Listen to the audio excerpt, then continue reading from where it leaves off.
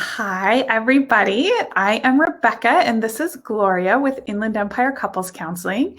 And we are excited to talk today about how to help your addicted partner. Sometimes when we have a partner who is struggling with an alcohol problem or some other substance use problem, the things that we do to intend to help the person can sometimes end up being not actually helpful. So we're talking with Gloria today, who has some experience working in addictions treatment, and she's going to help us understand what should you do to actually help a person. And so we're going to start out with this question, which if you've spent any time at all talking to people about addictions, you've probably heard the term enabling. Are you an enabler? Are you just, helping this person continue their behavior? So talk to us, Gloria, about what's enabling. I first off want to start out by saying sometimes for people, like they've heard that before and it feels like a dirty word. Like it doesn't feel good to be labeled that. And I do want to acknowledge like nobody raises their hand and says, hey, I want to be an enabler. Yeah, and it's very insidious. So we may not be knowing that we're doing this. But first off, enabling is pretty much when someone allows behavior from their addicted partner to occur, even if we don't agree with it. It also has something to do with removing natural consequences from that addicted person's behaviors, and also putting our own needs aside. Not only that, but we may have feelings of resentment, underappreciation, even burnout. So enabling can take many forms. Maybe an example could be like paying for somebody's bills for them, and they're not taking responsibility whatsoever for paying their own bills. That like bailing them out of situations. Can you say more about, oh shoot, what was the first thing that you said? Behaviors that we don't agree with? Yes, you said allowing behaviors to go on that we don't agree with, but I'm wondering, like, what does that look like in the context of a partner relationship, a couple, where maybe I feel like I don't have control to stop this behavior that I don't agree with.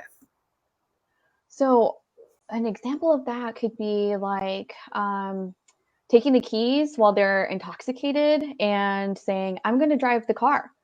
I pay for the car and therefore I'm allowed to drive it. And as their partner, we may say like, please don't drive. But that person already has the keys. And so you really feel pushed in a corner. Like, what do I do now? Like, who do I call? Maybe I should do something to make sure everybody's safe. So oftentimes couples will end up finding themselves, or the enabler will end up finding themselves saying, you know what, let me just drive you. So they don't agree with them driving intoxicated, for one. They don't agree with them putting people in danger, for another. But now they've placed themselves in a really sticky situation by saying, you know what, I'll just push all of my emotions aside and my disagreement with what you're doing aside, and I'll just drive you. Because that seems knee-jerk reaction as like the safest thing to do. Right. Okay. So it's that kind of panicky response in the moment where you go, I don't really want to do this, but it seems like, the best thing, but maybe doesn't help in the long run. Is that what you're saying? Yeah. It's like, again, removing those natural consequences from that person's action. So it's not allowing them to really grow from their own experiences, because the person who is the enabler will basically take on that person's responsibilities, their feelings of hardship, their turmoil, and they'll just put it all on their back. I think a lot of times as well, loved ones, partners, they end up saying, I want to move mountains for my lover. Like I want to be with them forever. So I want to do whatever I can to make this relationship work. And then that can turn into, with addiction, it can turn into a very sticky situation. And now we may find ourselves moving their mountains for them. So you're moving your own mountain and their mountain now. That makes sense. So where does it come from? Like, even though we can see this isn't maybe useful to remove consequences from someone else, but like, where does that desire come from? How does someone end up being an enabler when they didn't mean to be? Yeah, it's so insidious because we have that feeling that we want to love fully, accept fully, do everything fully for our partners. And it comes from a loving place because we want to help them and we want to try our best to help them. And it's a well-intended place as well, where you want to support them, but in the long run, it actually hurts them by taking on all of their stuff and putting it on your own back. So at some point in the relationship, there was a line that was crossed, and a lot of people don't really recognize when, and that's okay. That's totally Right. fine. But it's that line where it's like, I was helpful at some point, but now I'm hurtful. Mhm. So an example of that could be, there's plenty of examples. It could be like, again, paying for their bills. It could be like taking the brunt of their consequences, making excuses for them. Sometimes Mhm. couples may find themselves in a position where their loved one is intoxicated and they can't go to work. So they will call their work for them and say they're sick. So they may find themselves Mhm. in that position. But also, the person who's the enabler may have a lot of hope, and that's always great. Having hope is awesome. But it can turn to the point where it's like, hope is great, but if it's turning into a place where now I'm taking on all of their stuff and I'm not letting them do like their doing their own personal growth, then that's impeding their recovery, possible recovery. Right. Right.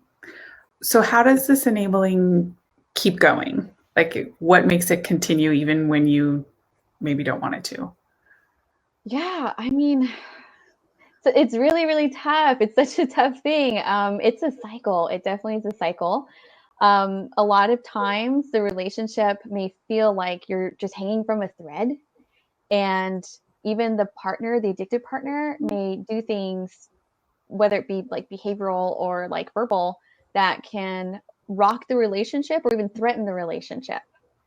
So it could be like, do this for me or else, or Mm. they don't even have to verbally say that. It could be with actions. So even if I say, for example, please don't drive, you're intoxicated. We've talked about this before, but they still do it. They may yell, and it's scary when somebody yells at us. So we will tend to retreat, and we could be avoiding that conflict by just saying, let them just have their way, or I'll just go Mhm. along with it because Mhm. they're scary, honestly, when they are rocking the relationship in that way by yelling, even cursing. Um, and with threatening the relationship, it could be feeling like I can't let this relationship go, and I'm going to try the best that I can to not let it go, no matter what. Right. And that rolls into those unhelpful behaviors. Right. I think we have to acknowledge too that like you may genuinely love your partner. You love the person that they are when they're not using or drinking, Mm-hmm.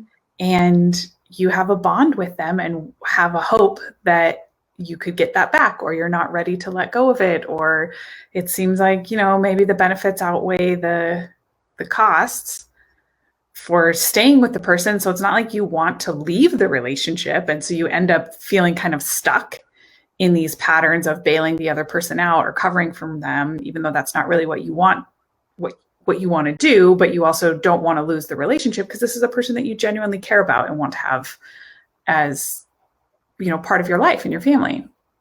So what can somebody do that is actually helpful? That's always a good question. Um, Oftentimes, when somebody is the enabler, there are some signs around them if they are with people who support them and just want to see them happy or like living the best life that they can. So one is becoming aware, and if people are saying that doesn't really sound like the best idea, or they're questioning kind of like the actions that are going on, then just being open to listening to them. I think that could be really helpful. Also listening to yourself. Where's that turmoil coming from? Do you have feelings of resentment? And if you're blaming yourself a lot, that could also be like a sign, like, oh, there's something that might be a stir right now. Next piece is so obviously becoming aware. It might be a little bit tough. Don't get me wrong. It can be a little bit tough just to recognize what I'm doing might not be the best. And two, establishing boundaries. It's very, very key. Recognizing what is your personal boundary physically, mentally, emotionally, even within the relationship, what is okay and what's not okay, and making that very, very clear, even to yourself, because we tend to maybe in the beginning revert back to old behavior because our partner may rattle us a bit.